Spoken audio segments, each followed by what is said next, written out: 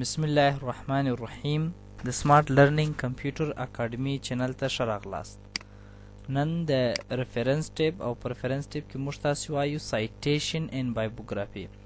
سایټیشن خپله ډیر مهم درس دی. سایټیشن خپله ماخذونه دي. که تاسو غواړئ چې د خپل ریسرچ تاسو کړئ یا مو مونوګراف لیکلی یا مو کتاب لیکلی او غواړئ چې د هغه ماخذونه ذکر کړئ چې دا معلومات چې تا په دا کتاب کې ځای پر ځای کړي دي د کومو کتابو څخه چې راخیستي دي دغه سایټیشن څخه استفاده کیږي.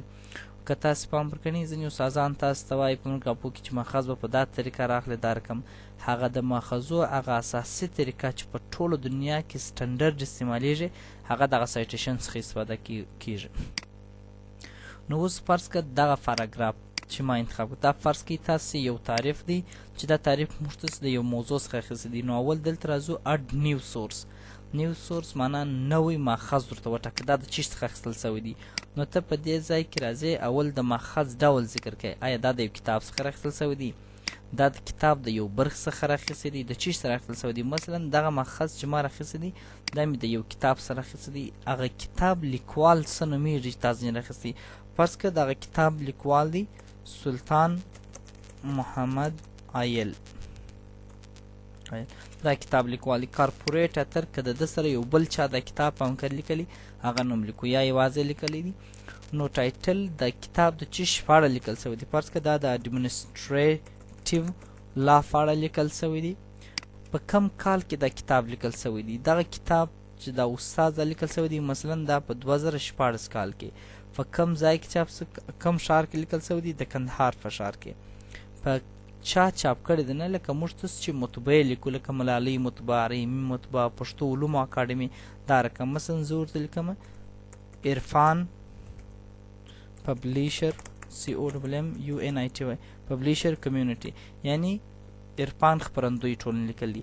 کله چې تاسو وکې که تاسو ګورئ دلته په قوس کې تاسو ته یو رالی دا د سایټیشن یو ډول دی. اصلا ډېر عمر تاسو انتخابي نو ګور دلته رالی عایل 2014. دا معنا چې دغه موضوع د عایل د کتاب چې په 2014 کې لیکل سوی دی راخیستل سوی دی. بیا دلته رالو دغه ماخذ مو د یو بل کتاب څخه راخیستی دی. بیا دې ځای ته راځو پر نیو اډ نیو سورس ته راځو. فرض که دا بوک سیکشن دا مې د یو کتاب د یو برخې څخه راخیستی دی. مثلا هغه پر فصلو ویشل سوی دی.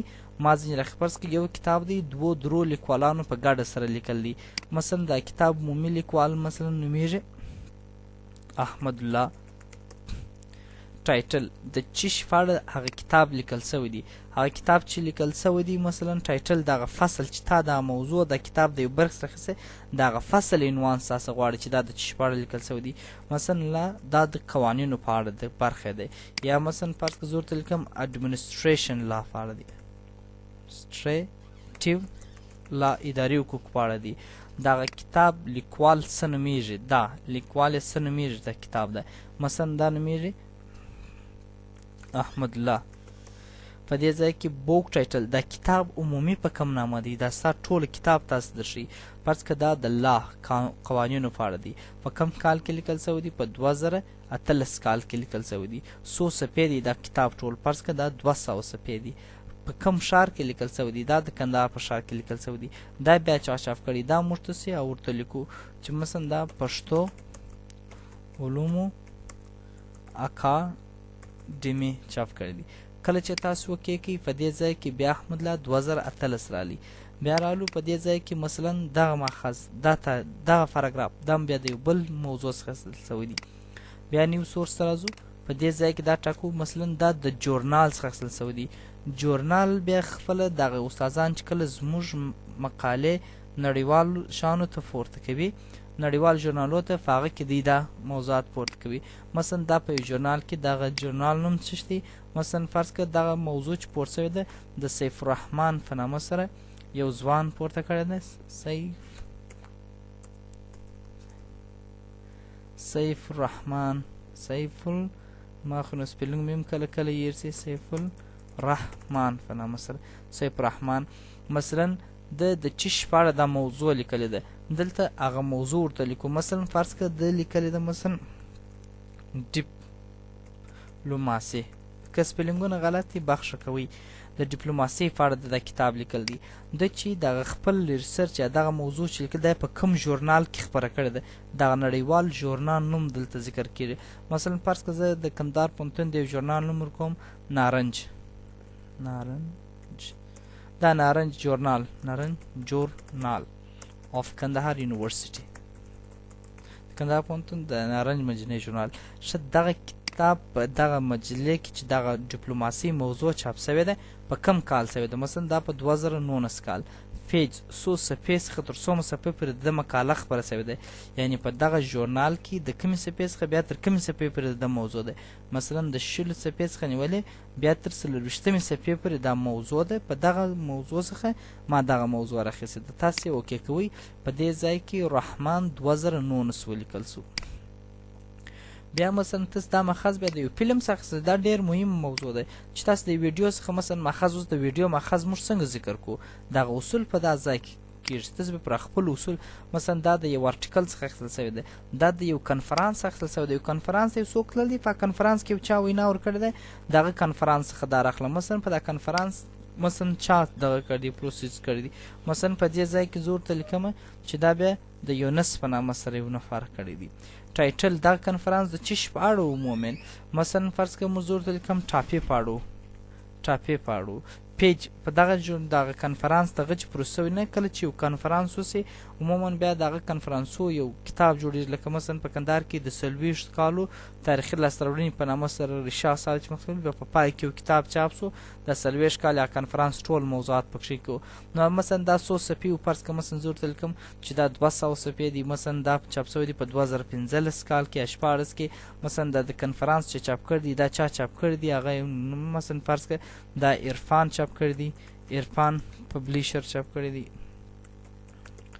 نه دا د کنفرانس د پبلیکیشن نوم چې خپرې نه سپورټي هغه څوک دی، په کم ځای کې دی، مثلا د کندهار په ښار کې دی، چاپ کړی چا دی دا کتاب یا دا شی هغه دلته لیکو چې مثلا فرض کړه دا چا چاپ کړی دی.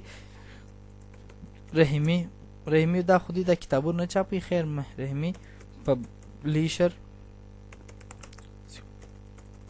پبلیشر کمیونټي اوکې کی. بیا په دې شکل راځي. مثلا بیا رااله ستاسو دلته یو ماخذ ذکر کوي. دا د پوهنتونونو د استادانو لپاره دا ډېر مهم دی سایټیشن، ځکه دی سایټیشن کله چې نړیوال مجلو ته خپل موضوعګانې پورته کوي، هغوی بیا د دې دغه ریسرچ رد کړي چې یا ستاسو ماخذونه پر سټنډرډ نه دي برابر، یعنې هغه ماخذ په اساسي طریقه ولیکل دي، ورته لیکلي چې خپل معیارونه لري چې ته چې په دغه ژورنال کې د خپله مقاله خپرې په دغه اصول د ماخذونه چې باید داسې جوړي، دغه ماخذ جوړول دلته کېږي. مثلا فرض کړه دا ما د یو راپور خپور سوی دی، ما د هغه څخه راخیستل سوی دی. مثلا فرض کړه دغه راپور د فاینانس مالیې وزارت خپور کړی دی، فاینانس منسټري اف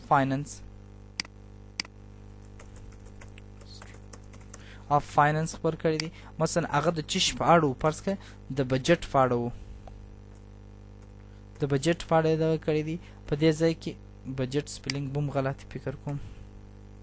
په دې ځای کې په کم کال کې مثلا په 2018 کال کې مثلا چا چاپ کړی و؟ منسټري اف فاینانس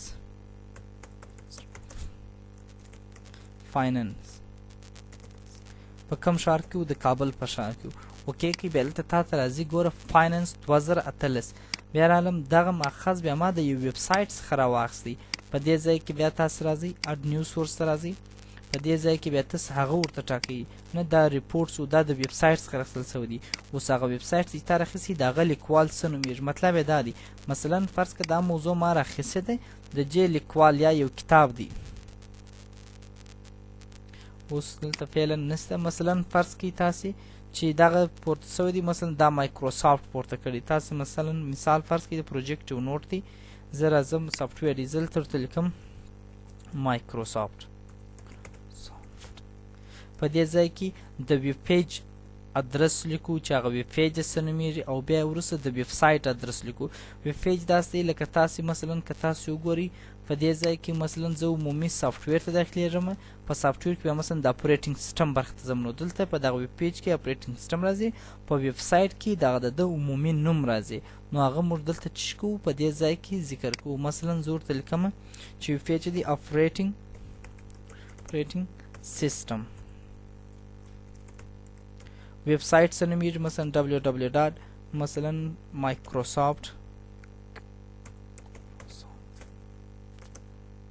microsoft.com په دې ځای کې کال لیکو چې په کم کال کې هلته ورته لیکل سوی مثلا فرض کړئ په 2014 کال کې دا پورت سوی دي په کم میاشت کې په جنوري کې پورت سوی دي په کم تاریخ په دریم دلته بیا URL کاپي کوي URL یې بیا مثلا دا دی چې کله بیا دی کلیک پر وکړي ډایرکټ یې هغه سافټویرو ته بیایي دا کافي کېږي په دې ځای کې پیسټ کېږي نو که تاسو ګورئ مایکروسافټ 2014 راله په هغه ترتیب سره بیا تاسو راځئ دلته بل ماخذ ذکر کوئ مثلا دا بیا ما د کتاب څخه نه دي راخیستي مثلا دا ما د یو ډاکومنټ څخه راخیستي دي یو ویب سایټ څخه یا مثلا دا ما د الکترونیکس اوس مثلا په موبایل کې زما سره یو شی نه ځینې سافټویرونه چې په موبایل کې په هغه څخه تا راخیستي آرټ دی هنر څخه راخیستي ساوند یو چا اواز ریکارډ کړی د هغه څخه چې راخیستي دي پرفارمنس څخه راخیستي لکه دا موږ تاسو چې تیاتر او دا ځای ته ځو دا ما د یو فلم څخه راخیستي دي نو اوس دلته د هغه فلم ټایټل لیکو چې دا مثلا دا ماخذ ما یو فلم وکړي په فلم کې ما ماخذ راوړی او فلم څخه مې هغه شی راواسي ومې لیکي اوس دغه فلم ماخذ دلته ذکر کوم چې دا ما د کم ځای څخه راخیستي دي اوس مثلا ما خپل ریسرچ د تقاوت په اړه کړی ما د BBC خبرونه کتل چې ویډیوګانې چې د خلکو سره مصاحبې کړي دي نو هغه دلته راځم په دې ځای کې لیکم چې دغه چې و مثلا د چی په اړه و د ریټایرمنټ په اړه و retire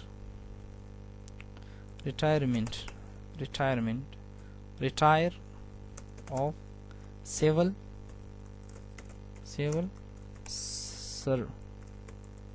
services په اړه و مثلا ډایرکټر یې څوک یا مثلا فرض که دغه مصاحبې چې د دغه فلم څخه چې تا راخیست دا خو نو اوس فلم ما د مصاحبې نوم ورکوي وبخښئ د فلم څخه ما اخیستی دی او فلم د چی په اړه اګاست وار یو اروایي جګړې په اړه مثلا ما یو فلم څخه راخیستی د هغه ډایرکټر څوک و مثلا جان مایکل و په کم کال کې دا فلم جوړ شوی دی مثلا په 2009 کال کې یا مثلا په 2010 کال کې فلم و ما د هغه څخه دا ماخذ راخیستی نو ګور دلته مایکل درته لیکل کېږي په دغه ترتیب چې تاسې د هر شي څخه دغه ماخذ راخیستی د هر کتاب څخه چې تاسې استفاده کړي هغه مثلا دا ما د یو کیس څخه راخیستی ده یو کیس پېښ شوی دی مثلا په څرنګوالۍ کې دا کیس مې وکتي په کیس کې مې یو موضوع پیدا کړل نه حقوق مسلم دپاره ډېر مهم دي کیس یې کتل دی دغه کیس ماخذ دی څنګه ځای خو داسې نه ذکر کوي چې د پلانکي کیس مې وکتي دا شی م راسي دغه کیس ماخذ که ذکر کېږي په دې شکل لیکل کېږي چې هغه کیس ټایټل د چی دپاره و مثلا که موږ تاسې یو کیس ورکړو مثلا د چی په اړه د ډیټ د مړي په اړه دغه کیس نمبر څوم نمبر کیس دی هلته هغه هره دوسیه قضیه چې دغه خپل نمبر لري مثلا فرض که دا نمبر و په کومه محکمه کې دا سوی دی دلته دغه محکمې نوم ورکول کېږي نه پرایمري کورټ آف کندهار د کندهار مثلا په پرایمري کورټ کې سوی دی دا په کم کال کې سوی دی په 2014 کال کې و په کومه میاشت کې سوی دی په فبروري کې سوی دی مثلا د فبروري پر 5 تاریخ باندې دا قضیه نو ګورته ته چې د ډیټ د قضیې څخه راخیستل سوی دی هغه په دا صفحه کې لیکل سوی دی یا مثلا پس کې تاسو راځي د یو مریض د صحت یامې والا مثلا د یو مریض څخه مثلا یو شی اخیستی دی مثلا ته پیټنټ راولې پکښې کې یا مثلا فرض کړه کیس راولم پکښې کې پرفارمنس انټرویو راولم ما دا اوس دا ما چې مخکې مثال درکړي د تقاوت په اړه ما کړی دي دغه انټرویانو څخه تاسو دلته کولی شئ چې دا انټرویو د چی په اړه مثلا عمومي انټرویو د چی په اړه سوی دی مثلا د لیبر په اړه سوی دی لیبر په دغه لیبر کې مثلا ټایټل عمومي دا خو ستا عمومي د انټرویو و چې ما د لیبر سره کړی یا مثلا فرض که ما د ریټایر په اړه کړی ده ریټایرمنټ پروسس ان افغانستان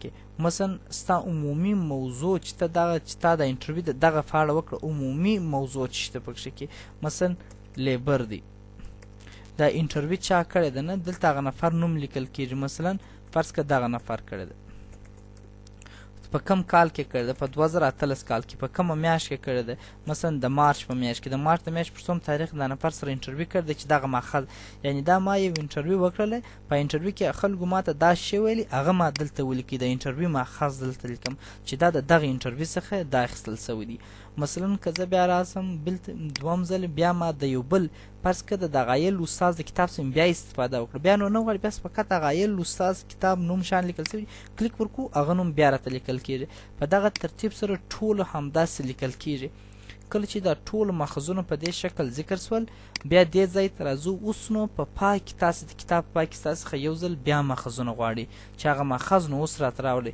نه اقتصاد پوهنځی د اپی په سټایل کې غواړي، عامه اداره د اپی په سټایل کې غواړي، خو پاتې شو مثلا ځینې پوهنځیانې بیا داسې چې هغې په نورو سټایلو کې ستاسو غواړي، مثلا لکه انجینري د آی تریپل ای په شکل غواړي. تاسې پر انسرټ بایبوګرافي باندې کلیک کوئ، هغه ټوله ماخذونه چې په کومه طریقه باید راسي ټوله دلته تاسو ته په هغه طریقه سره ستاسو ماخذونه دا جارد شو چې مثلا د دغه کتاب څخه استفاده شوې ده چې دا په مارچ کې مثلا د انټرویو دغه نفر کړی د ماخذ دی، دا احمد الله چې د اداري حقوقو په اړه کتاب لیکلی و مثلا د داسې استفاده شوې ده، ایل استاد چې مثلا دا په اړه کتاب لیکلی و دا چاپ کړي، ټول ماخذونه تاسو ته راځي. دغه ته ای پی ایس سټایل کې چې د عامه ادارې او اقتصاد پوهنځي ځینې اجتماعي علوم پوهنځیان اکثریت یې په دا سټایل کې غواړي او ځینې بیا مثلا د شیکاګو په سټایل کې غواړي. دا چې بیا تاسې کله یو ریسرچ نړیوال ژورنال ورکوي هغه تاسو ته وایي چې زه ای پی ایس سټایل کې غواړم، خو اوس چې هغه 8م ایډیشن یې راوتلی دی چې 8م ایډیشن یا مثلا انجینري والا بیا ټول د ای تریپل ای په شکل غواړي. اوس ګوري دلته یو لیکل سوی دی، دلته 2 لیکل سوي دي، ته چې یو دلته لیکل سوی ستا په دغه لیکنه کې دلته هم تاسو ته یو لیکل سوی دی، دلته 2 لیکل سوي دي. دا یو دا معنا لري چې دغه اول ماخذ په دې ځای کې دلته ذکر سوی دی، نو په دې ځای کې هغه زموږ ماخذ چې هلته یو ذکر سوی دی دلته یو ذکر، هلته 15 ذکر سوي دلته هم 15. دا 15 چې هلته لیکل سوي دا 15 دغه معنا لري چې دا د دغه کتاب منیسټري اف فاینانس اخیستل سوی دی چې هغه بودیجه وه دغه چاپ کړی دی په کابل ښار په دې ځای کې. نو هغه ستاسو ماخذونه چې بیا غواړي هغه به تاسو دلته ورته منظم کوئ چې په کوم سټایل کې غواړي دلته بیا ورته وټاکئ. عموما ځینې ګوري که تاسو وګورئ دا بیا یو بل سټایل دی چې موږ د ویب سایټ څخه راخیستی چې هغه د مایکروسافټ و اپریټینګ سیسټم و www.microsoft.com په نامه سره آنلاین و د جنوري پر 4 په 2014 ایښودل سوی و. دغه ایریل دی چې دی دا هلته په خپل ځای کې کاپي کوي پیسټوي ډایرکټ هغه ځای ته یې بیایي سایټ. نو دا د ماخذو ډول و چې زه دا ستا ماخذونه په کومه طریقه سره دلته تا ته وښیم. په دې ځای کې موږ تاسې دا سټایل سو. بل په دې ځای کې منیج سورس لرو. منیج سورس بیا دا معنی د څونه لیکوالانو د کتابو چې موږ استفاده کړي هغه ټوله دلته راته ښیي. که زه غواړم چې یو ماخذ د ځانه پکې ذکر کړم، اوس مثلا ما د نور باره کې لیکلي فرض کړه د لایق زیرک استاد چې مثلا د دې په اړه د یو لیکنه کړ، ضرورت هم پروا نه کړي د ده د کتاب څخه که څه هم هلته ما استفاده نه یې کړې ماخذ مې نه ذکر کړي کې ته راکاپي کې، دا معنی چې زما په دغه ماخذو کې چې هلته نسته دا هم ورسره ذکر کړه، مثلا دا موضوع هم ورسره ذکر کړه، تاسو دلته کول چې کاپي کړئ نو ډیلیټولی هم سئ د دا ځای څخه دا مې نور نه دی پکار، د کتاب څخه مې استفاده نه ده کړې، ایډیټ یې کړئ یا دا نوم یې زما څخه غلط سوی دی. تاسې دلته کولی سئ اصلاح کړئ در سره. کله چې مو اصلاح کړئ نیو هم جوړولی سئ، ایډیټولی هم سئ پکې کړئ. کله چې تاسې اوکې کړئ چې بس نو خلاص، کله چې دا کلوز کړئ اوس بیرته راسئ دا ماخذ 2 مارې بیا در سره اډ کړئ. پر ده باندې کلیک کو انسرټ بایوګرافي ته راځو. نو اوس هغه د لایق زیرک چې هغه 2 موضوعګانې وې هغې هم دا چې موږ ته راوستلې په دې شکل. که غواړو چې دغه ماخذ د ټول عمر دپاره سب پر سیو سلیکشن ګیلري باندې کلیک کوو دلته موږ ته ثبتېږي، دا په بلډینګ بلاکس ارګنایزر کې ثبتېږي چې هغه ما تاسو ته په انسرټ ټیب کې ویلی دي په کویک پارټس ګیلري کې. دا زموږ تاسې په ریفرنس ټیب کې د سایټیشن موضوع چې موږ تاسې ماخذونه په کومه طریقه سره کولی سو ذکر کړو. ګرانو دوستانو کمنټ راکئ، خپل نظریات را سره شریک کړئ. که په کوم موضوع باره کې ستاسو سره سوال هیله ده چې زما سره یې شریک کړئ. د الله په امان.